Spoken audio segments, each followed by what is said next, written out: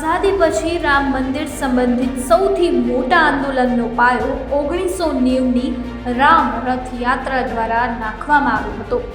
ભગવાન શ્રી રામનો રથ લાલકૃષ્ણ અડવાણીના નેતૃત્વમાં સોમનાથથી અયોધ્યા સુધી લાવવામાં આવ્યો હતો, જે લાખો હિન્દુઓની શ્રદ્ધાનું પ્રતીક બન્યો.